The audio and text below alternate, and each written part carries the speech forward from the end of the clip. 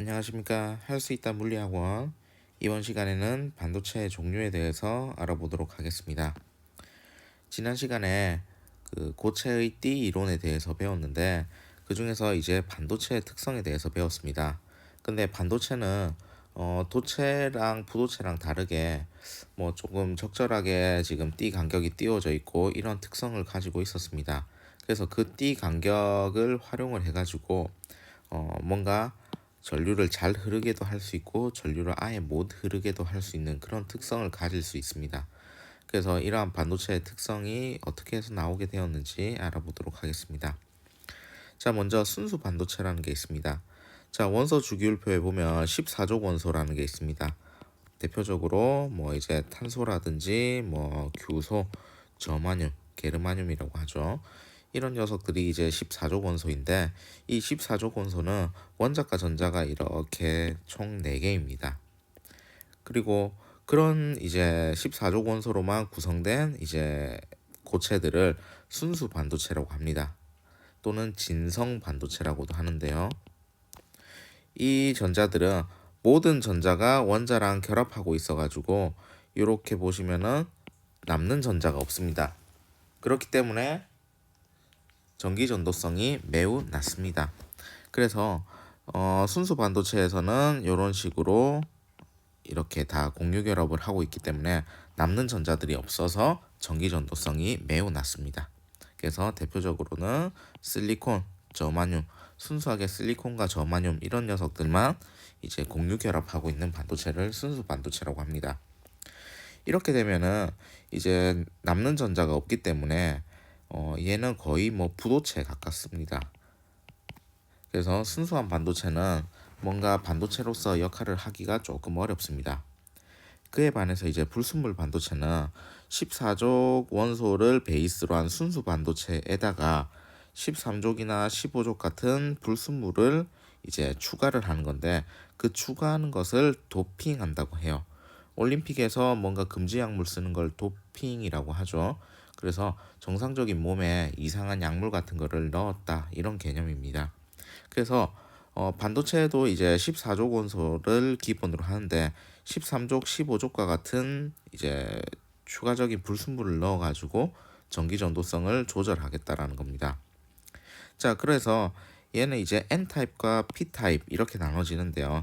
N타입은 네거티브라서 N타입이고요. P타입은 플러스라고 해서 P타입입니다.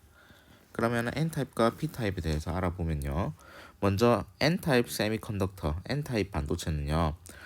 순수 반도체에 15족 원소를 추가를 한 겁니다. 근데 15족 원소는 그렇게 되면 이제 원자과 전자가 이렇게 4마리만 있는 게 아니고 5마리 이렇게 존재합니다. 그러면요. 14족 원소를 베이스로 했을 때는 이렇게 전부 다 이제 공유 결합에 참여하고 있는데 여기에 이제 비소라는 녀석처럼 이제 원자과 전자가 5마리가 있는 이제 불순물이 들어가면요. 이렇게 됩니다. 비소가 이렇게 들어가 있고요. 그 주위에 이제 4마리가 이렇게 공유 결합을 하고요. 그러면은 15족 원소이기 때문에 이제 원자과 전자가 5마리이기 때문에 한 마리가 이렇게 남습니다. 그래서 공유 결합에 참여하지 못하는 이 전자가 이렇게 주위를 이제 돌아다닐 수 있기 때문에 얘가 자유롭게 이동해서 전기 전도성이 높아지게 되는 겁니다. 이런 게 이제 전하의 캐리어라고 합니다. 전하를 움직여주는 이제 물질이 캐리어라고 하는데 전하의 캐리어의 부호가 이제 마이너스이기 때문에 이런 것들을 N타입이라고 하는 겁니다. 그래서 네거티브 타입 반도체라고 N타입 반도체라고 합니다. 그러면 반대로 P타입은 뭐냐면요.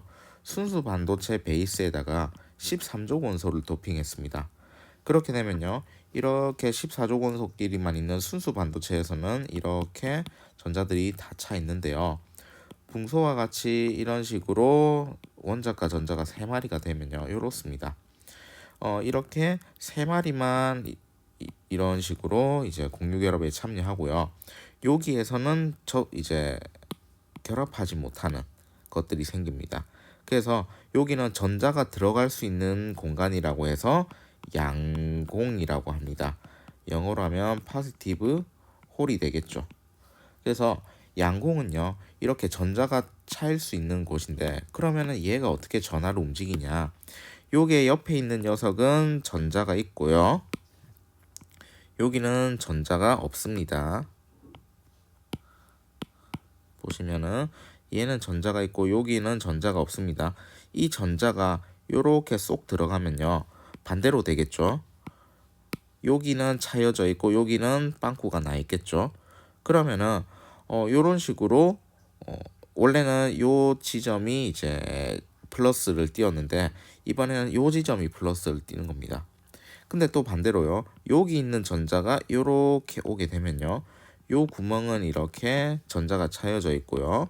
그러면은 요 구멍은 이렇게 양공으로 바뀌기 때문에 요 양공이 이런 식으로 이동했습니다.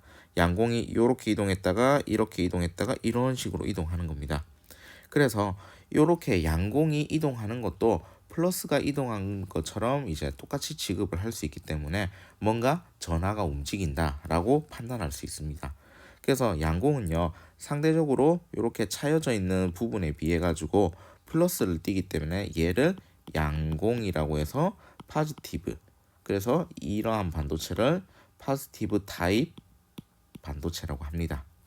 그래서 이렇게 반도체는 크게 이제 세 가지로 되어 있는데요.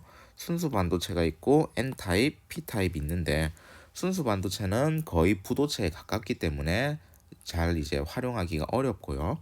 그래서 불순물들을 이제 추가를 하는데, 그래서 불순물을 추가하는 거에 따라서 N타입, 그다음에 P타입으로 나뉩니다.